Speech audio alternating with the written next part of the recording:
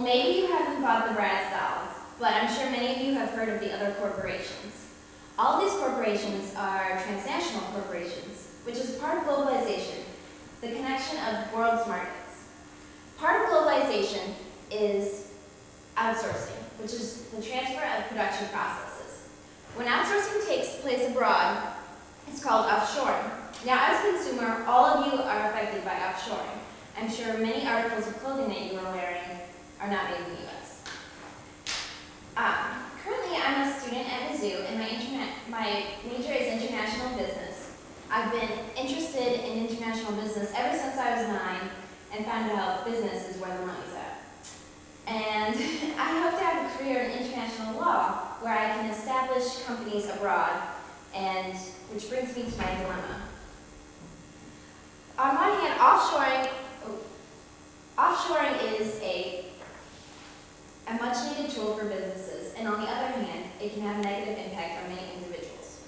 To start, the main objective of a business is to obtain a profit, and this is me in 5 years before I'm here. Offshoring is a viable means to efficiently obtain this objective. Ebert and Griffin state in their book, Business Essentials, that back-office services or standardized processes like radiology analysis, computer software development, and basic accounting processes can be done abroad and for cheap. Ebert and Griffin go on to say, offshoring allows companies to focus on their core activities, and this allows for growth because skilled workers can be put to better use and even can result in job creation. Daniel Marowitz, Deutsche Bank's technology managing director for global businesses, says the offshoring theory best. This isn't about labor costs. The issue is that if you don't do it, you won't survive. So although offshoring is a necessity, the picture abroad isn't so pretty. Much of manufacturing processes occur in less developed countries, or LDCs.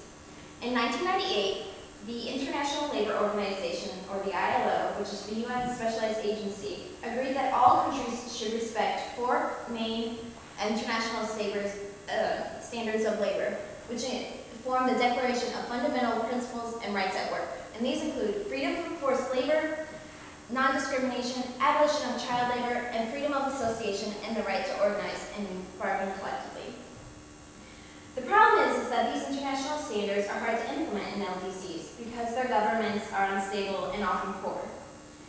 Also, there's nothing about cash standards, which include minimum wages, working hours, and health and safety conditions. This is especially a problem in China. The National Labor Committee, or the NLC, reports many factories for below standard conditions. For instance, in February of 2009, they found the Mai Tai factory in Dongguan City, China, of violating these conditions. 2,000 workers produce computer equipment like keyboards for HP, Dell, Lenovo, Microsoft, and IBM. After working 75 hours a week, they will take home a wage of around $57 or 76 cents an hour, which includes overtime and bonuses. But then 14 to 19% of their wages are usually deducted due to infractions, and these can include being 1 to 5 minutes late, not periodically trimming their fingernails, not lining up correctly, putting hands in their pants pockets, or wearing work shoes outside the workroom. Also, their living conditions are terrible. The 10 to 12 workers will share a room with these small metal beds. Many drape a cover to provide their only privacy. And their bathroom is a hole in the ground. I don't know if you can see it. There has been progress, though. Activists are the leading cause, like groups like the NLC and even college students. Elliott and Freeman, in their book, Can Labor Standards Improve Under Globalization, discuss how in 2001, Nike succumbed to protesters to improve conditions in Indonesia and implement a more transparent way to report their conditions. Elliott and Freeman also cite improvements in Cambodia due to the UN's ILO and the US government. In 1998, the U.S. Offered an incentive for Cambodia to adhere to labor standards by offering them a 14% increase in their exports in apparel to the U.S.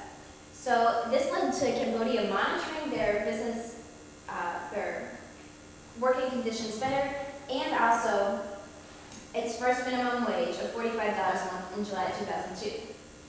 So the situation is looking brighter, and I hope to make it better. I want to note that not every factory abroad looks like the one that I showed you in this presentation. Part of my job will be to make sure that that doesn't look like that. Corporations not only have a responsibility to enforce these rights, but it's better for business because consumers are caring more about social responsibility. In fact, just this week in Management 1010, we were talking about a new accounting area called auditing for corporate social responsibility. The current situation with outsourcing isn't perfect, but there are improvements being made. While all the brands at the beginning of my speech have been found violating the labor standards by the NLC, I am optimistic that there will be a day when you don't have to look at a tag of clothing and you will know that it is just made in the world and you will know that it is legitimately produced.